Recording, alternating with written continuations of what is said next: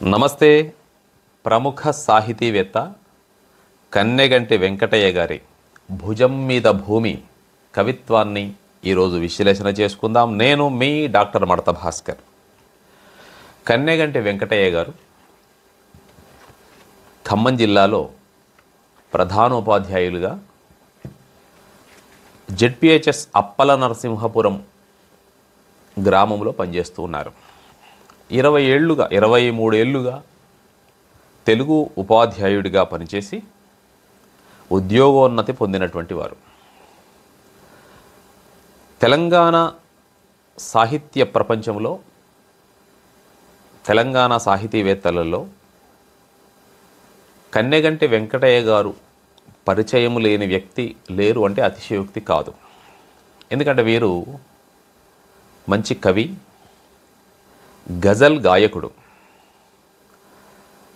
తెలంగాణ పాఠ్యపుస్తక రచయిత. వీరు బాల సాహిత్యాన్ని వెలువరించినటువంటి ప్రముఖులలో మొదటివారు. తెలంగాణలోనే ఖమ్మం జిల్లా నుండి విరివిగా బాల సాహిత్యం వస్తున్నది అని నా భావన. ఈ క్రమంలో బాల సాహిత్యవేత్తగా పిల్లలచే కవితా సృజన చేయించి సంపాదకుడిగా 2003లోనే జెడ్పిహెచ్ఎస్ అశ్వారావుపేటలో చిగురాకుల సవ్వడి, అట్లాగే 2017 ముదిగొండ పాఠశాలలో ముదిగొండ ముత్యాలు, అట్లాగే జెడ్పిహెచ్ఎస్ చెరువు మాదారంలో 2020లో కోయిలాలో కోయిలాల అనే గేయ కవిత్వాన్ని పిల్లల చేత రాయించి వెలువరించారు. ఇక కన్నెగంటి వెంకటయ్య గారి ప్రత్యేకత ఏమిటంటే 2022 సంవత్సరంలో ఒక 10వ తరగతి విద్యార్థినిచే, అమ్మాయి పేరు షేక్ రిజ్వానా, రిజ్జు శతకం రాయించి ఆవిష్కరింపజేశారు. 10వ తరగతిలోనే తన విద్యార్థినిని బాల కవయిత్రిగా మార్చినటువంటి కన్నెగంటి వెంకటయ్య గారికి సాహిత్య ప్రపంచం ప్రశంసల జల్లు కురిపించింది. వాస్తవానికి ఒక ఉపాధ్యాయుడిగా ఎన్నో అవార్డులు పొందవచ్చు, కానీ తన విద్యార్థినిని కవయిత్రిగా మార్చినటువంటి కన్నెగంటి వెంకటయ్య గారు ప్రశంసనీయులు. తన స్వంతంగా వీరు రాసినటువంటి స్వీయ రచనలు ఏమిటంటే జనజీవన రాగములు అనే గేయరూప కవిత్వాన్ని రాశారు 2011లో. 2019లో గజల్ల సంపుటి వచ్చింది, అది మమతల హృదయాలు. అట్లాగే వీరు బాల సాహిత్యాన్ని కూడా విరివిగా రాశారు. దాంట్లో చిటికెలు పేరుతో బాలగేయాలు రాశారు, అది 2023లో వచ్చింది. ఇక ఇప్పుడు మనం చెప్పుకోబోతున్నటువంటి భుజం మీద భూమి వచన కవిత్వం 2025లో వచ్చింది. వాస్తవానికి వీరు కవిగా, రచయితగా, పాఠ్యపుస్తక రచయితగా, గజల్ గాయకుడిగా, ఉపాధ్యాయుడిగా, ఇప్పుడు ప్రధానోపాధ్యాయుడిగా ఎన్నో పాత్రలు పోషిస్తున్నారు. మనం చెప్పుకుంటున్నటువంటి భుజం మీద భూమి కవిత్వం ఇటీవల ఆవిష్కరణ జరుపుకున్నటువంటి కవిత్వ పుస్తకం ఇది. ఈ పుస్తకాన్ని చూసినప్పుడు ముఖ చిత్రం కవి భూమిని భుజం మీద మోస్తున్నట్లుగా ఉంటుంది, మీరు గమనించవచ్చు. ఈ భుజం మీద భూమి అనే పేరు పెట్టడంలోనే కవిగారి యొక్క అంతరంగం అనేది మనం అర్థం చేసుకోవాల్సి ఉంటుంది. వాస్తవానికి భుజం మీద భూమి అనే పేరుతో ఇందులో 65 కవితలు ఉన్నాయి, వచన కవితలు. అందులో ఎక్కడ భుజం మీద భూమి అనే పేరుతో కవిత్వం లేదు, కానీ పేరు మాత్రం భుజం మీద భూమి. చాలా వినూత్నంగా ఉంది. ఈ మధ్యకాలంలో అందులో శీర్షిక లేకుండా పేరు పెట్టుకోవడం అనేది ఒక సంప్రదాయం నడుస్తుంది. ఇది ఒక కొత్తదనం సాహిత్య ప్రపంచంలో. పేరుకు ఔచిత్యం ఉండాలి. ఇంతకీ భుజం మీద భూమిని ఎవరు మోస్తారు? సగటు మానవుడు, మామూలు వ్యక్తి మోసే అవకాశం లేదు. ఇది కేవలం ఒక కవి మాత్రమే మోయగలడు. ఎందుకంటే భూమి యొక్క బరువునంతా కవి తాను మోస్తూ ఉంటాడు. తన అంతరంగంలో, తన మెదడులో, తన ఆలోచనలలో ఎప్పుడూ కవిగారి భుజం మీద, కవిగారి నెత్తి మీద ఒక బరువు ఉంటుంది. ఆ బరువు ఏమిటి అనేది ఎవరికీ తెలియదు, ఎదుటివారికి ఎప్పుడూ తెలియదు. ఆ బరువు అనుభవైక వేద్యం. లోకములో ఎక్కడ ఏ సంఘటన జరిగినా చాలామంది విని వదిలేయడము, ఆ క్షణంలో అయ్యో పాపం అనడము జరుగుతుంది. కానీ కవిని ఆ భావనలు, ఆ బాధలు వేధిస్తూ ఉంటాయి. ఆ బరువును మోస్తూ ఉంటాడు. ఎందుకు ఇలా జరిగింది? ఏదో జరగరాని అకృత్యం సమాజంలో ఎక్కడో ఒక చోట జరిగింది అనుకోండి, లేదా సమాజ పోకడలలో విపరీతమైనటువంటి పరిస్థితులు వస్తున్నాయి అనుకోండి, అప్పుడు ఆ కవి మదన పడుతూ ఉంటాడు. ఇది ఎవరికీ చెప్పుకోలేని బాధ. ఈ బరువునంతా, భూమి బరువు అంతా అంటే అర్థం ఏంటి? అంతులేని బరువును మోయడం. మరి ఈ బరువును ఎట్లా దింపుకుంటాడు కవి?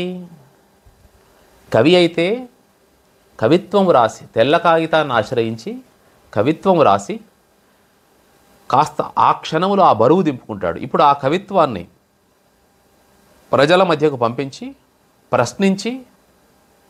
ప్రశ్నించమని అడుగుతూ కాస్త తన బరువును ఈ సాహిత్య ప్రపంచంలోకి పంపిస్తూ ఉంటాడు. కొంత బరువును పంపించిన తర్వాత కవికి మరో బరువు నెత్తి మీదకి వస్తుంది, మరో కవిత్వం రూపంలో పంపిస్తూ ఉంటాడు.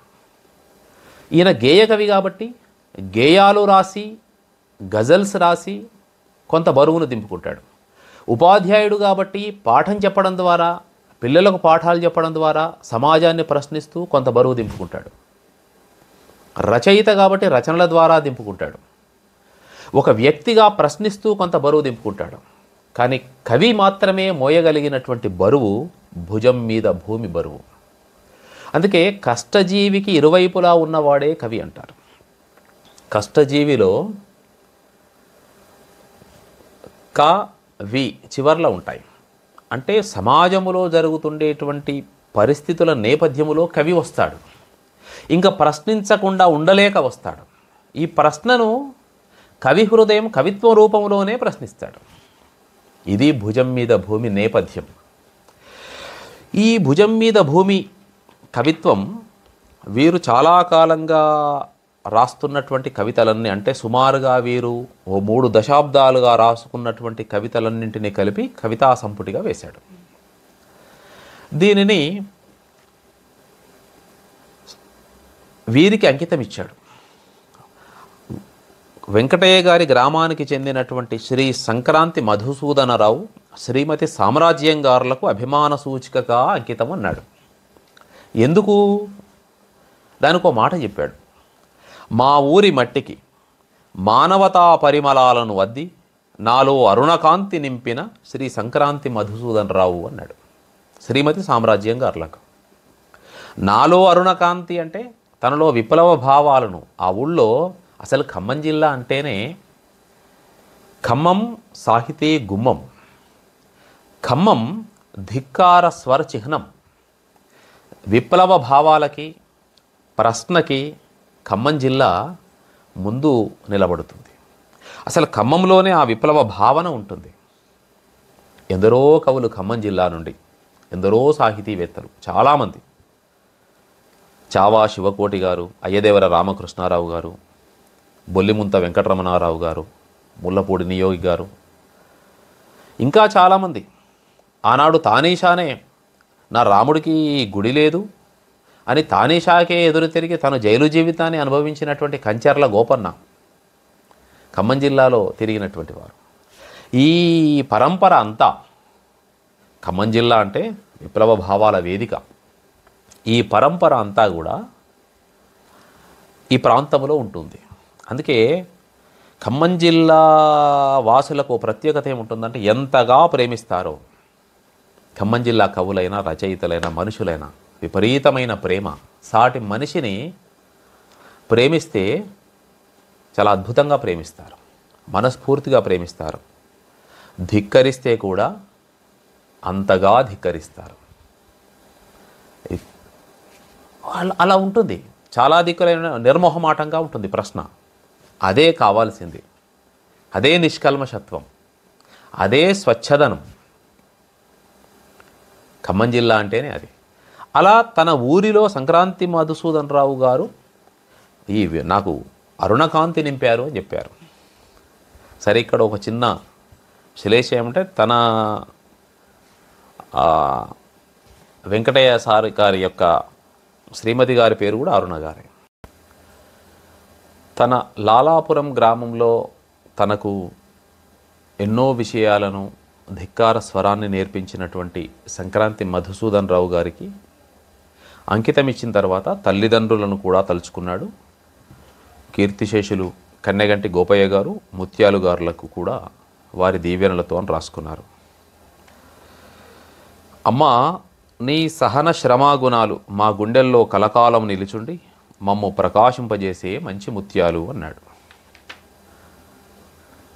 బాగుంది ప్రయోగం. ఇక ఈ పుస్తకానికి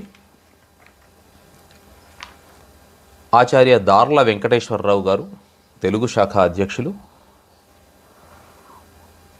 Hyderabad school of humanities, university of Hyderabad, వీరు ముందు మాట రాశారు. అదేవిధంగా జి లక్ష్మీ నరసయ్య గారు, కవి విమర్శకులు, వీరు ముందు మాట రాశారు. అదేవిధంగా వంశీకృష్ణ గారు ముందు మాట రాశారు. ఈ దార్ల వెంకటేశ్వరరావు గారు ముందు మాట రాస్తూ ఆయన కవిత్వం గజల్స్ ఆలపిస్తుంటే, ఆయన మంచి గజల్ గాయకుడు కూడా కావడం వల్ల గజల్స్ ఆలపిస్తుంటే ఆ మాధుర్యం మన మాటల్లో చెప్పలేము, కవిత్వం కూడా అంత మధురంగా ఉంటుంది అంటారు. తర్వాత ఇక్కడ ఒక ప్రస్తావన వచ్చింది. ప్రస్తుత సమాజంలో అంటే గత శతాబ్ద కాలంగా నడుస్తున్నటువంటి చాలా వివక్షలకు సమాధానంగా గుర్రం జాషువా గారు ఒక మాట అంటారు. కులమతాల గీసుకున్న గీతల జొచ్చి పంజరాన కట్టుబడను నేను, నిఖిల లోకమెట్ల నిర్ణయించిన నన్ను, నిఖిల లోకమెట్లు నిర్ణయించిన నాకు తిరుగులేదు, విశ్వనరుడ నేను అంటాడు గుర్రం జాషువా గారు.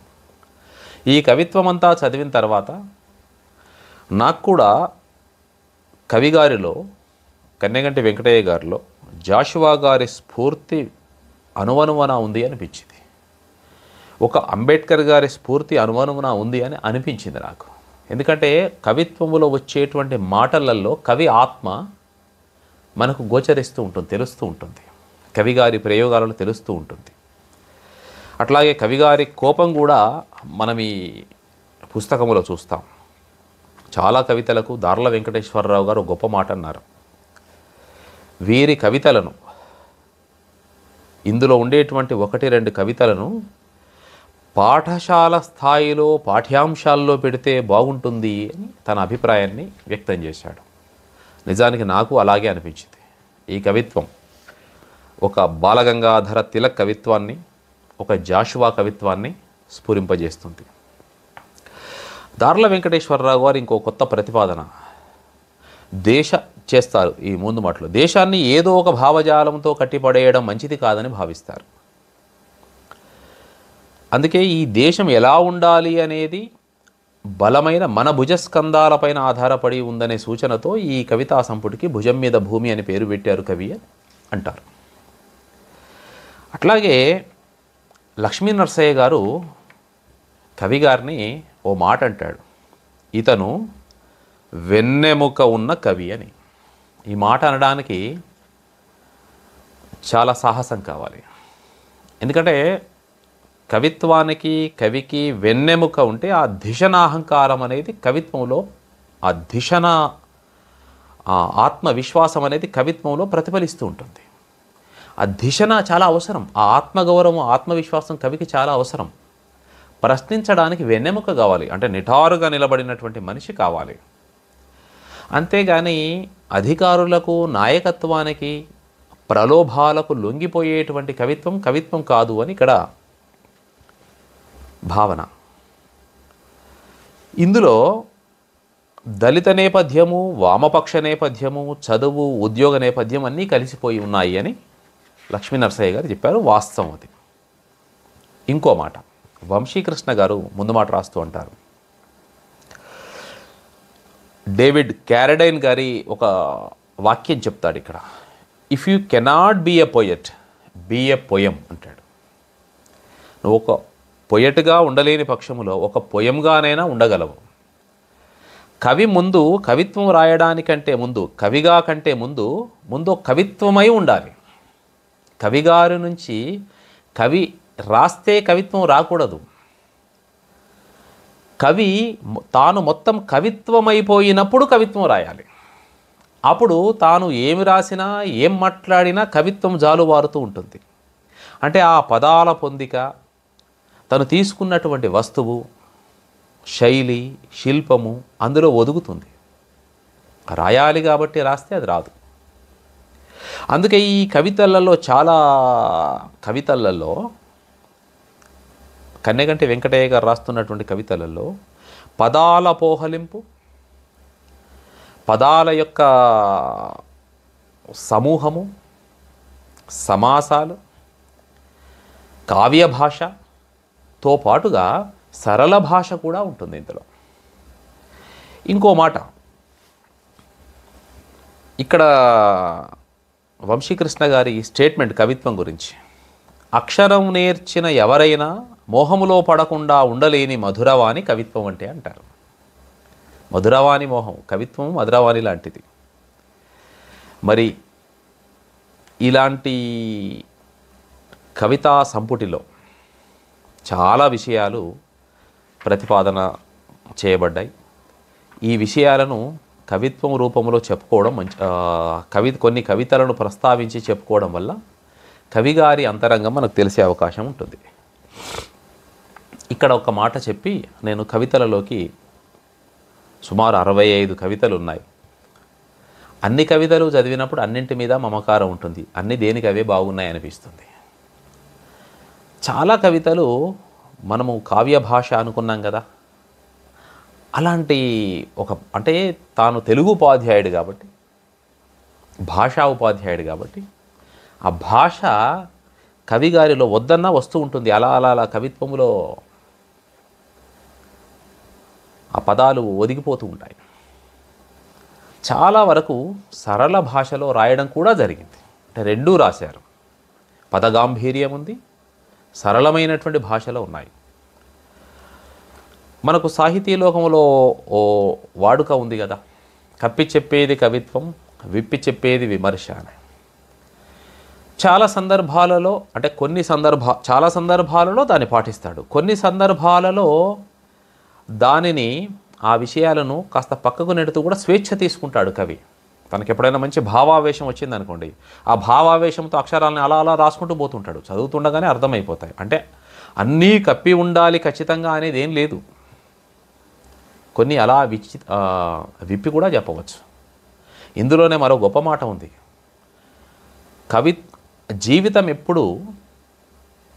కవిత్వం ఎప్పుడు రాగా కూడా ఉండాలి. జీవితం మాదిరిగా జీవితంలో కూడా, అంటే జీవితం అనేది తెరిచిన పుస్తకం మాదిరిగా కాస్త అన్ని విషయాలు తెలిసే విధంగా ఉన్నట్టుగానే అన్ని విషయాలకు ఏదో బాగా వాటిని ముసుగు వేసినట్టు కాకుండా జీవితం ఎలా తెరిచిన పుస్తకంగా ఉంటుందో కవిత్వం కూడా చాలా సందర్భాల్లో తెరిచిన పుస్తకంగా ఉండాలి, తెలిసిన విషయంగా ఉండాలి. అప్పుడు పాఠకుడికి ఏమవుతుందంటే చదువుతుండగా దాన్ని చేసుకుంటాడు. కానీ అలా కూడా మంచి మంచి పదాలను వాడుకలు, అంటే ఈ టెక్నిక్ ఎలా ఉంటుందంటే తీసుకున్న వస్తువు మీద ఆధారపడి ఉంటుంది. తీసుకున్న వస్తువు ఎలా ఉంటుందో కవిత్వం రాసే వాళ్ళకు కూడా ఒక చిన్న సూచన, తెలియంది కాదు, ఇంకా కొత్తగా కవిత్వము రంగంలోకి వచ్చిన వద్దామనుకునే వాళ్ళకి, కవిత్వం ఎలా రాయాలి అనుకునే వాళ్ళకి, మనం ఏ పదాలను వాడబోతున్నాం, ఏ టెక్నిక్ను వాడబోతున్నాం, మనం ఏ ఎక్స్ప్రెషన్స్ చెప్పబోతున్నాం పోయిటరీలో అనేది మనం తీసుకునే వస్తువును బట్టి ఆ శైలిని, శిల్పాన్ని మనం ఏర్పాటు చేసుకోవడం ఉంటుంది. దానివల్ల పాఠకుడికి చాలా సుబోధకంగా ఉంటుంది, సులభ శైలిలో అర్థమయ్యే విధంగా ఉంటుంది. అట్లాగే ఉండాలి. మొత్తం అన్నీ విడమరిచి చెప్పాల్సిన అవసరం లేదు, అన్నీ బాగా దాచిపెట్టాల్సిన అవసరం లేదు. ఈ టెక్నిక్ను కన్నెగంటి వెంకటయ్య గారు పాటించారు. నేను ఒక 3-4 కవితలను మాత్రమే ప్రస్తావిస్తాను, ఎందుకంటే సమయాభావము. అన్నీ నేనే మాట్లాడిన తర్వాత ఈ మాధుర్యాన్ని మీరు కూడా చూడాలి కదా. ఓ మంచి పుస్తకంగా వచ్చినటువంటి భుజం మీద భూమిలో ఈ భారాన్ని మీరు కూడా కొంత మోయండి. కవిగారు చాలా మోశారు, కొంత రాశారు, కొంత ఇది చెప్పడంలో నేను కొంత మోశాను. మీకు చెప్పడం వల్ల నాకు భారం దిగిపోతుంది. ఇప్పుడు పాఠకుడిగా మీరు కొంత మోయాలి. ఈ బరువు మోయడంలో ఆనందం ఉంటుంది. ఇది సాహితీవేత్తలకు, సాహితీ ప్రియులకు అర్థమవుతుంది. మొదటి కవితను చూడండి, అనుభవాల సుతారే. ఈ చాలా పేర్లు కూడా చాలా వైవిధ్యంగా ఉన్నాయి ఇందులో. ఆ శీర్షికలు పెట్టడంలో కూడా చాలా వైవిధ్యంగా ముందుకెళ్ళిపోతున్నారు. చాలా బాగుంది. అనుభవాల సుతారే. చూడండి, ఇది అందరికీ బాగా హృదయానికి దగ్గరయ్యేటువంటి కవిత. బాల్యం యవ్వనాన్ని కలగంటూ బొంగరములా గిర్రున తిరిగిపోయింది. బాల్యం యవ్వనాన్ని కలగంటూ బొంగరములా గిర్రున తిరిగిపోయింది. యుక్త వయస్సు జీవనోపాధి చూరు పట్టుకొని గబ్బిరాయిలా తపస్సు చేసింది. జీవనోపాధి, దీంట్లో పెద్ద వివరణ ఇవ్వకుండా మీరు అర్థం చేసుకుంటారని నేను ఆశిస్తున్నాను. ఎంతో విలువైన జీవితం చూస్తుండగానే సంతలో పిల్లాడిలా తప్పిపోయింది. ఎంత బాగుందో ఇది ఎక్స్ప్రెషన్, సంతలో పిల్లాడిలా తప్పిపోయింది. రాలిన పూరేకుల్ని పరిమళ పుష్పంగా మార్చడం అసంభవం. అంతేగా, రాలిపోయినాయి కదా, ఇంకా పరిమళ పూరేకులు ఎలా మారుస్తాం? నడినెత్తికొస్తున్న సూర్యున్ని మలిసంధ్యలో లీనం కాకుండా ఆపడం కల్లా ఎవరు ఆపలేరు. కాలాన్ని ఆపడం ఎవరి వల్ల కాదు. బాల్యం గడిచిపోయింది, యవ్వనం గడిచిపోయింది, జీవితం వెళ్ళిపోతుంది. కానీ పగిలిన మనసు పలక మీద బతుకు రాజ్యాంగాన్ని రాయడానికి, చెదిరిపోతున్న ఆశల పునాదిపై సంతోషపు భవంతిని నిర్మించడానికి అనుభవాల సిమెంటును సిద్ధం చేస్తున్నా. ఈ అనుభవాలతోటి ఎన్నో జ్ఞాపకాలను, భవిష్యత్తు బతుకు రాజ్యాంగం, నా రాజ్యాంగం నేను రాసుకోవాలి, ఎవరి రాజ్యాంగం వారే రాసుకోవాలి. కవి కూడా అదే మాట చెబుతున్నాడు. కానీ సంతోషపు భవంతిని నిర్మించుకోవాలి. మనం అవునన్నా కాదన్నా కాలం గడిచిపోతుంది. బాల్యం వెళ్ళిపోయింది, యవ్వనం వెళ్ళిపోయింది, జీవితం వెళ్ళిపోతుంది. ఇంకా చివరి దశలో ఉన్న మరి సంధ్యలోనైనా కనీసం ఇప్పుడైనా సంతోషమే జీవన పరమావధి. బాగుంది ఈ కవిత, మొదటి కవితగా. తర్వాతది జీవితాశల జినియా. పేర్లు బాగుంటాయని చెప్పానుగా శీర్షికలు. నేను కవినై కలం కంటితో లోకాన్ని చూస్తాను, గాయకుడినై గాయాలకు గేయాల పూత పూస్తాను, వాగ్గేయకారుడనై వ్యధార్థుల హృదయ నాదాలకు సంవేదనల సరోగసినై జీవితాశల జినియా పువ్వుకు జన్మనిస్తాను. కవిత్వము సైన్సేనని, గాయకుడు ప్రజావైద్యుడని తన్మయత్వపు తలల సాక్షిగా ప్రకటిస్తున్నాను. బాగుంది ప్రకటన. కవిత్వము సైన్సేనని, వాస్తవం అది. ఇది గమనించాలి. కవిత్వం చదవడం వల్ల ఏమొస్తుందంటే, కవిత్వం అనేది సైన్స్, అందులో ఎంతో శాస్త్రం దాగింది. కవిత్వం రాయడం వల్ల, కవిత్వము చదువుకోవడం వల్ల ఎన్నో వ్యాధులకు నయం జరుగుతుంది. దీన్నేమన్నారు, ఒక ప్రముఖ వైద్యురాలు గీతాంజలి గారు అన్నారు ఈ మాట. ఇది ఒక థెరపీ. కవిత్వం అనేది ఒక థెరపీ, ఒక చికిత్స. మనం మానసికంగా బాగుపడడానికి, మన జీవితాన్ని బాగు చేసుకోవడానికి కవిత్వం అనేది ఒక చికిత్స. ఎన్నో ప్రశ్నలకు జవాబులు దొరుకుతాయి. ఎందరితోనో మనం అలా అలా అలా ప్రయాణం చేయవచ్చు. గాయకుడు ప్రజావైద్యుడు, ఈయన కవి గాయకుడు కాబట్టి రెండూ చెబుతున్నాడు. కవిత్వము గానము రెండూ తనకు రెండు కళ లాంటివి. తన్వయత్వపు తలల సాక్షిగా ప్రకటిస్తున్నాను. ఇక్కడ ఈ మొత్తం పుస్తకం చూసిన తర్వాత నేను గమనించింది ఏంటంటే, ఒకే రకమైనటువంటి కవిత్వపు శైలికి కన్నెగంటి వెంకటయ్య గారు పరిమితం కాలేదు. అన్ని రకాలుగా రాశారు. కొన్ని చిన్న చిన్న కవితల్లోనూ పెద్ద పెద్ద భావాలు ప్రకటించారు. కొన్ని పెద్ద శైలులు. అంటే నాకేమర్థమైందంటే, చాలామంది కవులను తాను చదివి ఉండడం వల్ల, చాలా కవిత్వాన్ని తాను ఆపోషణ పట్టి ఉండడం వల్ల తనదైనటువంటి ఒక ముద్ర వేసుకొని అన్ని రకాలుగాను ప్రయోగాలు చేస్తూ చేస్తూ వెళ్ళారు. మరో కవిత చూడండి, పుస్తకాలతో దున్ని. ఒలికే గీతల వర్ణం కలములో చేరిన సిరాని బట్టి ఉంటుంది. ఎంత బాగుంది. ఒలికే గీతల వర్ణం కలములో చేరిన సిరాని బట్టి ఉంటుంది. పలికే రాతల వర్ణన తలలో చేరిన సారాన్ని బట్టి ఉంటుంది. రాతల వర్ణన తలలో చేరిన సారాన్ని బట్టి ఉంటుంది. నీకు ఎట్లా అర్థమైంది అనేది వర్ణన నీకు అలా అర్థమవుతుంది. నేల అదునుకు రావాలంటే నాగళ్లతో సారవంతం చేయాలి. మెదడు పదును దేరాలంటే పుస్తకాలతో దున్ని బుద్ధిమంతం చేయాలి. కృషీవలుడైన మనిషి తనువు మనసు పెనవేసి పనిచేసినప్పుడే ఫలితం పరిమళిస్తుంది. లోకం నాకమవుతుంది. నాకము అంటే స్వర్గం. మనిషి కృషి చేయాలి. ఇంకోటి చూడండి, ఇది చాలా బాగుంటుంది. నేను ఇంతకుముందుకు ఓ పదాన్ని కూడా ప్రయోగించాను కదా, దానికి ఇక్కడ సమాధానంగా మరో కవిత. తల ముందున్నందుకే అహంకార సర్పం నీ మెడలో వేలాడుతుంటే నిన్ను నీలకంఠుడని కొలుస్తారనుకుంటున్నావా? బాగుంది. అహంకార సర్పం ప్రయోగం చూడండి. అహంకారం అనే పాము నీ మెడలో ఉంటే నువ్వేమైనా నీలకంఠుడివా, శంకరుడివా? అధికార చక్రం నీ చేతిలో ఉన్నదని నువ్వో సుదర్శనుడవని పూజిస్తారని భ్రమపడుతున్నావా? అధికారం ఉందనుకుని విర్రవీగుతున్నావా? మాట తూట నీ నోటిలో పేలుతుంటే అందరూ మందలో తోడేలు పడ్డట్టు బెంబేలెత్తుతారనా? ఓ తెగ ఇదైపోతున్నావు నాయనా. నీ నయనాలను కాస్త నులుముకొని పాదాలను నేల కానిచ్చి నడవడానికి ప్రయత్నం చేయి. నీకు దక్కే గౌరవం సాటి మనిషివైనందుకేనని గ్రహించడానికి పెద్ద సమయం పట్టదులే. ఎంత బాగా చెప్పాడు. అహంకారం తలకెక్కిన వాళ్లకు చెప్పినటువంటి హెచ్చరిక ఇది. నాయనా, నీ నయనాలను కాస్త నులుముకొని, ఇది తెలుగు భాషా ఉపాధ్యాయుడు కవిత్వం రాస్తూ ఉంటే కాస్త అలా చదివించే పఠన శక్తి పెంచడానికి, కాస్త పాఠకుడిని ఆకట్టుకోవడానికి పదప్రయోగం చూడండి. నాయనా, నీ నయనాలను కాస్త నులుముకొని పాదాలను నేల మీద నడవయా. ఆకాశంలో ఎక్కడ నడుస్తున్నావు? కాళ్ళు నేల మీద ఆనిచ్చి నడువు.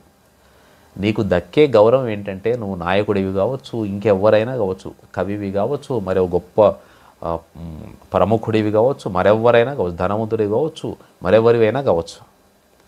కానీ నీకు దక్కే గౌరవం సాటి మనిషివైనందుకేనని గ్రహించడానికి పెద్ద సమయం పట్టదులే. ఇది చాలా ముఖ్యం. మిగతా వాళ్ళు కూడా గుర్తుపెట్టుకోవాల్సినటువంటి విషయం. ఎవరికైనా ఎందుకు గౌరవిస్తారంటే, ఎందుకు గౌరవం ఇవ్వాలి అంటే కేవలం మనిషివైనందుకు. అంటే వ్యక్తిగా ఎదిగినప్పుడే ఎవరికైనా గౌరవం.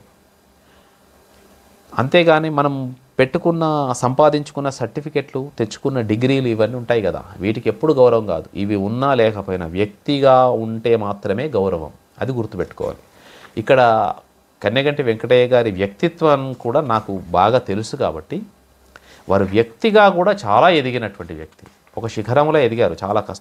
చాలా నేపథ్యం నుంచి కష్టపడి పైకొచ్చి ఒక మంచి ఉద్యోగంలో ప్రస్తుత స్థాయిలో కూడా ఉన్నారు. అంటే వ్యక్తిత్వ నిర్మాణం కూడా చాలా అవసరం. ఒక కవిగా మారాలి అంటే, కవి అంటే ఒక వ్యక్తిగా ఎదిగినటువంటి శిఖరమని భావించాలి. కవిగా ఎదిగిన వ్యక్తి మాత్రమే వ్యక్తిత్వం గురించి సమాజానికి సందేశం ఇవ్వగలుగుతాడు. అందుకే కవిత్వం రాయాలి అంటారు. మరో కవిత చూడండి. దీక్షా దక్షులు అక్షరపు ఆనుపానులు ఆశాంతం తెలిసిన వాళ్లే గురువులు, కవులు. వివరించడం చేతకానివాడు గురువుగా ఎదగలేడు. ఇందులో మంచి సందేశం ఉంది, ఉపాధ్యాయులు గమనించాలి. వివరించడం చేతకానివాడు గురువుగా ఎదగలేడు. వర్ణించడం వల్ల కానివాడు కవిగా ఒదగలేడు. జీవితానికి సుగమ్య సోపానాలు నిర్మించడం గురుతర బాధ్యత. జీవన గమనాన్ని విడమరిచి వ్యాఖ్యానించడం కవుల కనీస కర్తవ్యం. కవి, గురువు వేరువేరు రూపాలైతే కలిగే ఫలితం పరిమితం. ఒకే దేహంలో కవి, గురువు కొలువై ఉంటే వనగూరే ప్రయోజనం ఆచంద్ర తారార్కం. ఉపాధ్యాయ లోకానికి మొత్తం ఒక గొప్ప సందేశం ఉంది ఇందులో. నిజానికి భాషా ఉపాధ్యాయుడు కనుక కవి అయితే, ఆ ఉపాధ్యాయుడు తాను పాఠం చెప్పేటువంటి పిల్లలు చాలా అదృష్టవంతులు అవుతారు. పాఠం చెబుతున్నప్పుడు ముందుగా ఈ ఉపాధ్యాయుడు తాను కూడా కవి కాబట్టి, ఆ కవి రాసినటువంటి, ఆ కవి చెప్పినటువంటి సందేశాన్ని ముందు తాను జీర్ణం చేసుకుంటాడు. తానే ఆ కవిగా మారిపోతాడు. పిల్లల ముందు తానే ఆ కవి రూపాన్ని కల్పించుకొని ఆ పిల్లలకు ఆ విడమరిచి చెబుతూ ఉంటాడు. అప్పుడు దాన్ని సొంతం చేసుకోవడం, ఆ సొంతం చేసుకునే భావన ఉంటే చెప్పేటువంటి విషయాలు కూడా తానే ఆ కవి భావాలతో మమేకమైపోయినప్పుడు చెప్పేటువంటి భావాలు కూడా హృదయగతంగా వస్తుంటాయి, మనస్ఫూర్తిగా వస్తుంటాయి. ఏదో పై మాటలు పై పెదాల నుంచి వచ్చేటువంటి విషయాలు పాఠం చెప్పాలి కాబట్టి చెప్పినట్టుగా కాకుండా చాలా హృదయగతంగా పాఠాన్ని చెప్పగలుగుతాడు. అది సందేశం ఇక్కడ. ఒకే దేహములో కవి గురువు కొలువై ఉంటే వనగూరే ప్రయోజనం ఆచంద్ర తారార్కం, విజ్ఞాన సుగంధం పరివ్యాప్తమవుతుంది. ఈ అక్షర దీక్ష గుడిలోనో గృహంలోనో కాదు, బడిలోనే రూపుదిద్దుకోవాలి. వాస్తవానికి ఉపాధ్యాయులందరూ ఈ కవితను రాసి పెట్టుకొని పాఠశాలల్లో అంటించుకోవలసినటువంటి కవిత ఇది. చాలామందికి చాలా సందేశాలు, చాలా విషయాలు ప్రస్తావిస్తున్నాడు. మరో కవిత చూడండి. ఎవడు మనిషి? ఓ నా దేశమా, ఎన్ని పుణ్యాలు చేస్తేనో మనిషి పుట్టుకంటివి. అందరి దేహాలు చీము నెత్తురుల తోలుతిత్తులని ఉపదేశిస్తువి. చెట్టుకు పుట్టకు రాయికి రప్పకు గొడ్డుకు గోదకు దైవత్వం ఆపాదిస్తువి. మరి సాటివానిలో కులాన్ని పూలిమి చూస్తేవేమి? ఇక్కడ మొదలవుతుంది.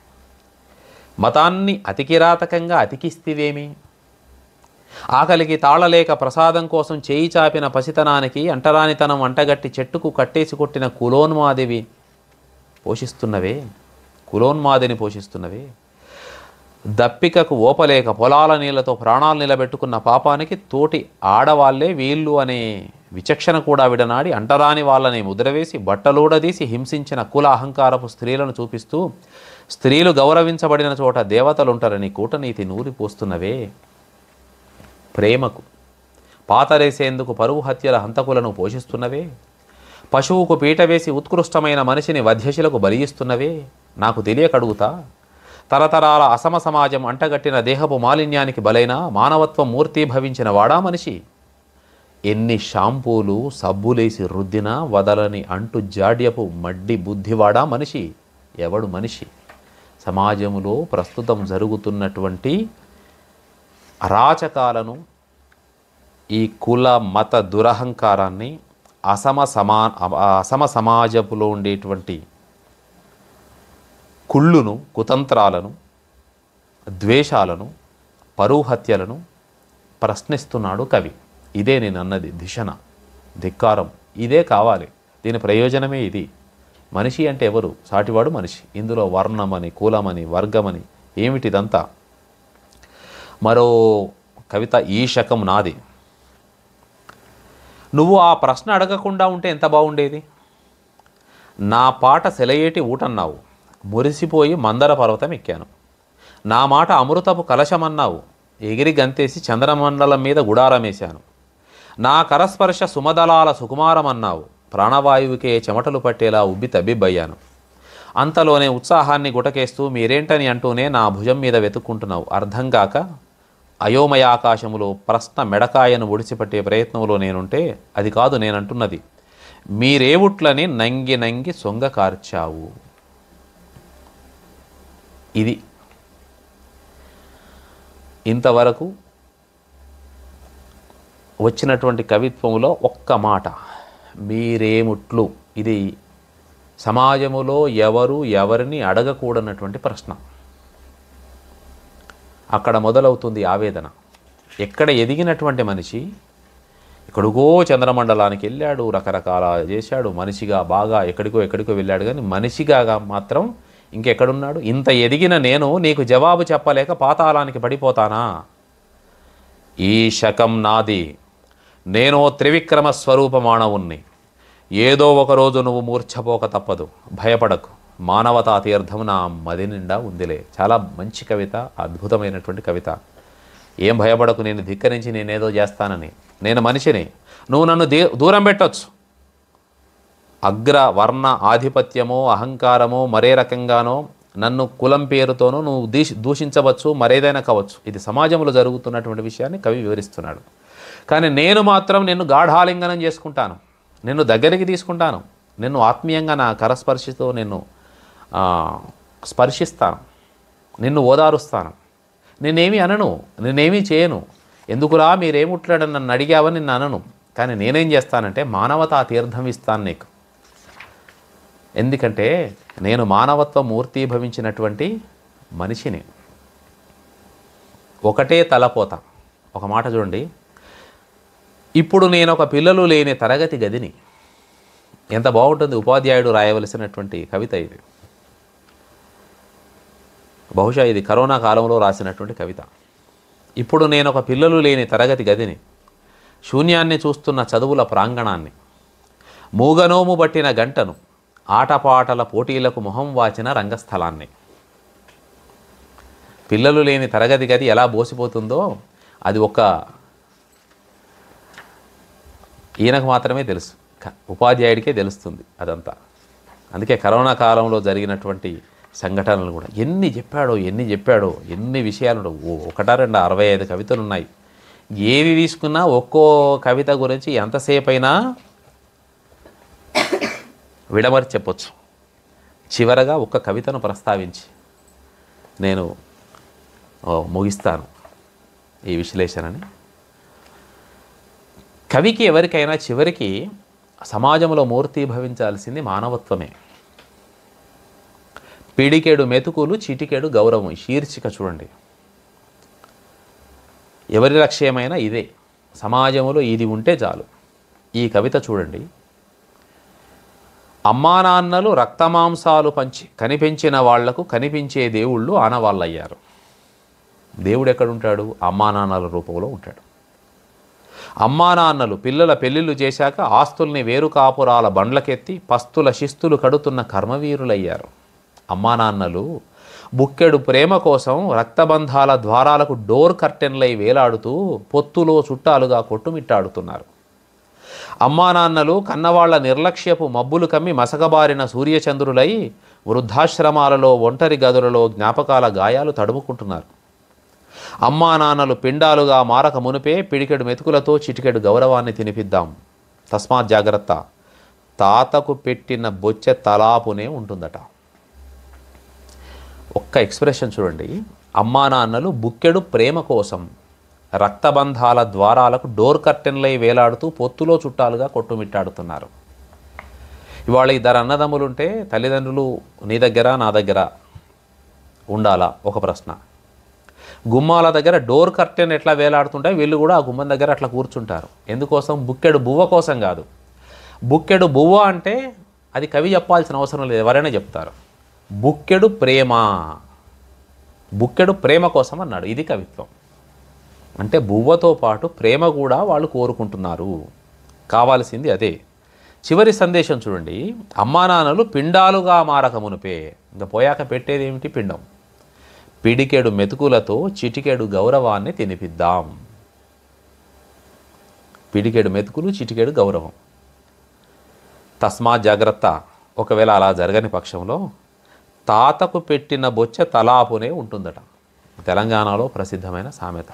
మనము ఒకనాడు అమ్మానాన్నలుగా మారతాం, తర్వాత మళ్ళీ ఈ పరిస్థితి మనకు రాకుండా చూసుకుందాం.